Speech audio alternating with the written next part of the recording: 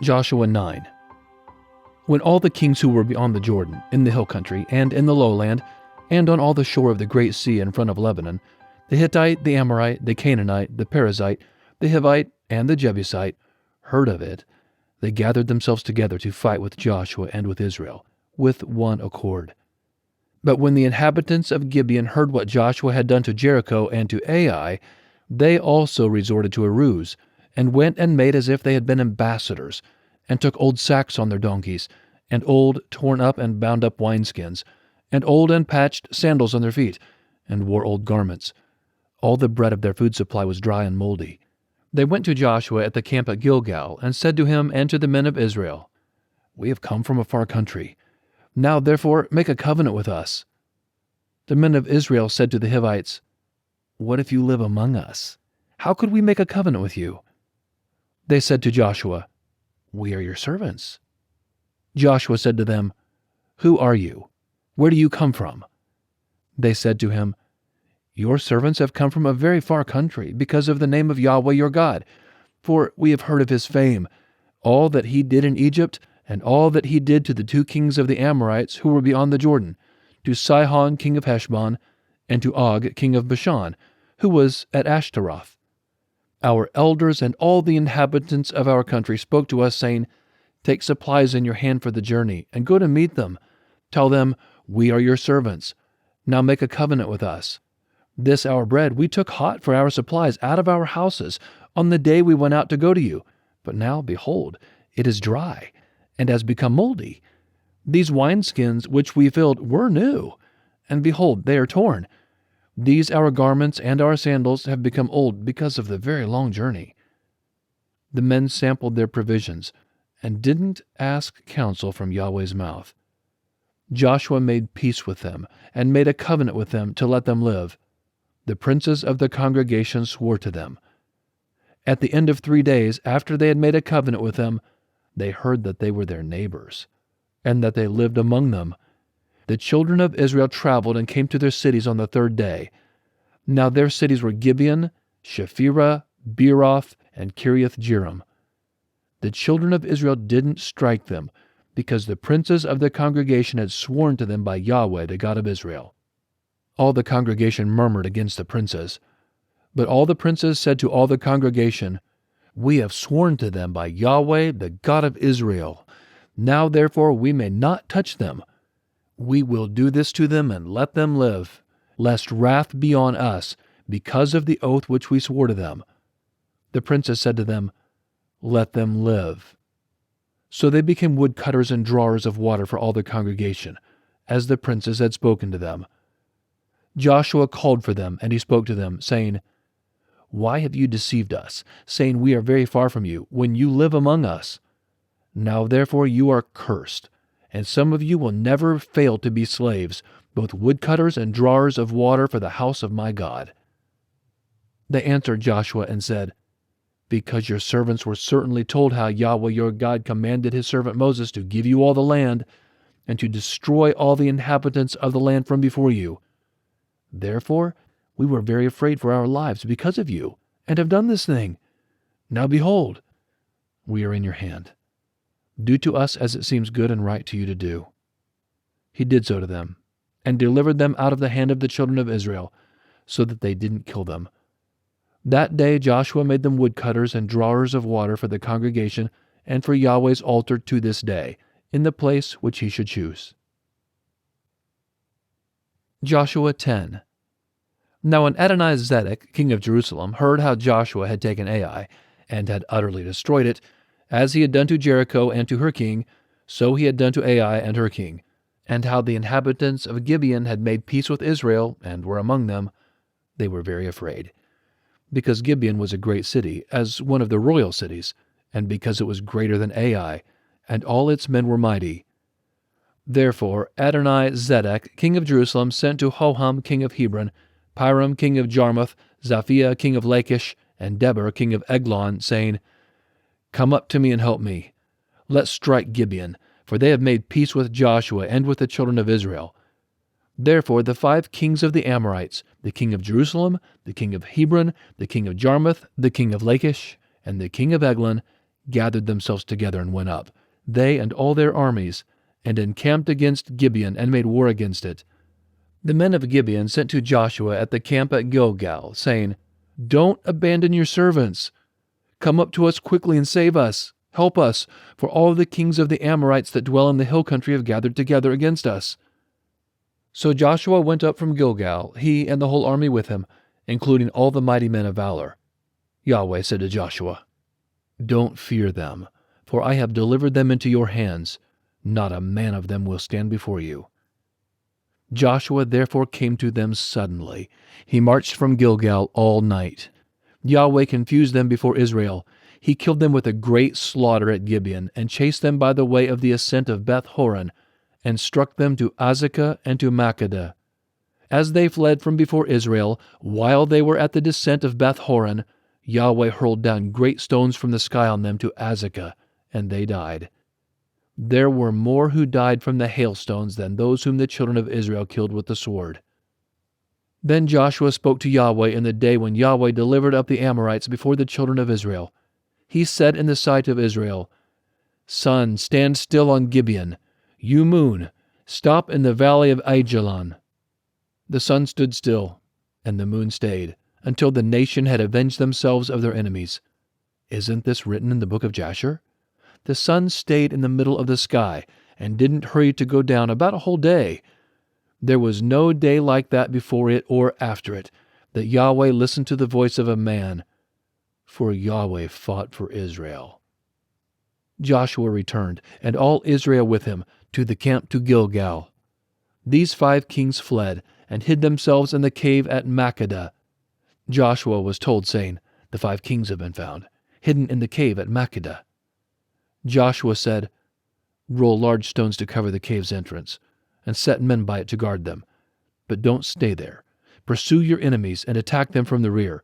Don't allow them to enter into their cities, for Yahweh your God has delivered them into your hand." When Joshua and the children of Israel had finished killing them with a very great slaughter until they were consumed, and the remnant which remained of them had entered into the fortified cities, all the people returned to the camp to Joshua at Makkedah in peace. None moved his tongue against any of the children of Israel. Then Joshua said, "Open the cave entrance, and bring those 5 kings out of the cave to me." They did so, and brought those 5 kings out of the cave to him: the king of Jerusalem, the king of Hebron, the king of Jarmuth, the king of Lachish, and the king of Eglon. When they brought those kings out to Joshua, Joshua called for all the men of Israel, and said to the chiefs of the men of war who went with him, "Come near. Put your feet on the necks of these kings." They came near and put their feet on their necks. Joshua said to them, "Don't be afraid, nor be dismayed. Be strong and courageous, for Yahweh will do this to all your enemies against whom you fight." Afterward Joshua struck them, put them to death, and hanged them on 5 trees. They were hanging on the trees until the evening.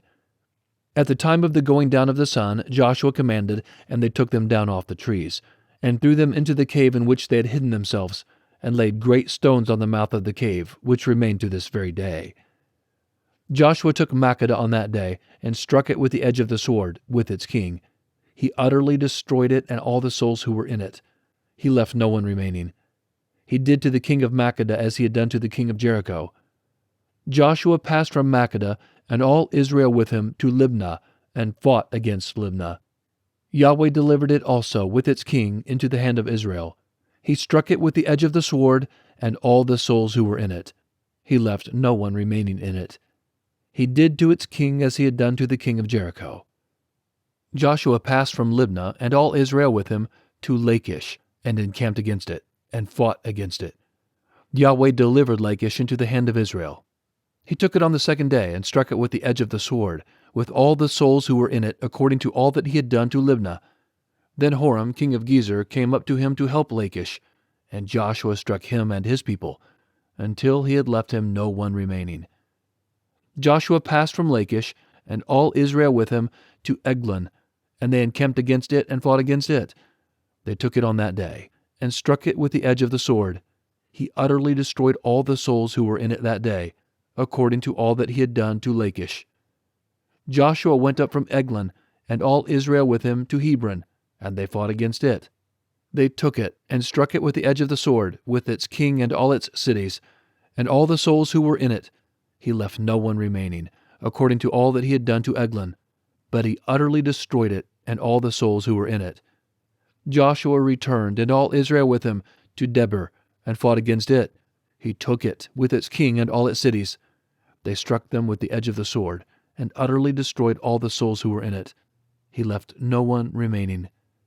As he had done to Hebron, so he did to Debir, and to its king, as he had done also to Libnah and to its king. So Joshua struck all the land, the hill country, the south, the lowland, the slopes, and all their kings. He left no one remaining, but he utterly destroyed all that breathed, as Yahweh the God of Israel commanded.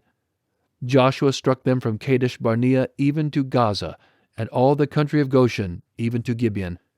Joshua took all these kings and their land at one time, because Yahweh the God of Israel fought for Israel. Joshua returned, and all Israel with him, to the camp to Gilgal. Joshua 11. When Jabin king of Hazor heard of it, he sent to Jobab king of Madon, to the king of Shimron, to the king of Akshaph, and to the kings who were on the north, in the hill country, in the Arabah south of Chinnereth, in the lowland, and in the heights of Dor on the west, to the Canaanite on the east and on the west, the Amorite, the Hittite, the Perizzite, the Jebusite in the hill country, and the Hivite under Hermon in the land of Mizpah. They went out, they and all their armies with them, many people, even as the sand that is on the seashore in multitude, with very many horses and chariots. All these kings met together, and they came and encamped together at the waters of Merom to fight with Israel. Yahweh said to Joshua, "Don't be afraid because of them, for tomorrow at this time I will deliver them up all slain before Israel. You shall hamstring their horses and burn their chariots with fire." So Joshua came suddenly, with all the warriors, against them by the waters of Merom, and attacked them. Yahweh delivered them into the hand of Israel, and they struck them, and chased them to Great Sidon, and to Misrephoth Maim, and to the valley of Mizpah eastward. They struck them until they left them no one remaining. Joshua did to them as Yahweh told him. He hamstrung their horses, and burned their chariots with fire. Joshua turned back at that time, and took Hazor, and struck its king with the sword, for Hazor used to be the head of all those kingdoms. They struck all the souls who were in it with the edge of the sword, utterly destroying them. There was no one left who breathed. He burned Hazor with fire. Joshua captured all the cities of those kings, with their kings, and he struck them with the edge of the sword, and utterly destroyed them, as Moses the servant of Yahweh commanded. But as for the cities that stood on their mounds, Israel burned none of them, except Hazor only. Joshua burned that. The children of Israel took all the plunder of these cities, with the livestock, as plunder for themselves. But every man they struck with the edge of the sword, until they had destroyed them. They didn't leave any who breathed. As Yahweh commanded Moses his servant, so Moses commanded Joshua. Joshua did so. He left nothing undone of all that Yahweh commanded Moses. So Joshua captured all that land, the hill country, all the south, all the land of Goshen, the lowland, the Arabah, the hill country of Israel, and the lowland of the same, from Mount Halak, that goes up to Seir, even to Baal Gad, in the valley of Lebanon under Mount Hermon. He took all their kings, struck them, and put them to death. Joshua made war a long time with all those kings. There was not a city that made peace with the children of Israel, except the Hivites, the inhabitants of Gibeon. They took all in battle. For it was of Yahweh to harden their hearts, to come against Israel in battle, that he might utterly destroy them, that they might have no favor, but that he might destroy them, as Yahweh commanded Moses. Joshua came at that time and cut off the Anakim from the hill country, from Hebron, from Debir, from Anab, and from all the hill country of Judah, and from all the hill country of Israel. Joshua utterly destroyed them with their cities. There were none of the Anakim left in the land of the children of Israel. Only in Gaza, in Gath, and in Ashdod did some remain. So Joshua took the whole land, according to all that Yahweh spoke to Moses. And Joshua gave it for an inheritance to Israel according to their divisions by their tribes. Then the land had rest from war.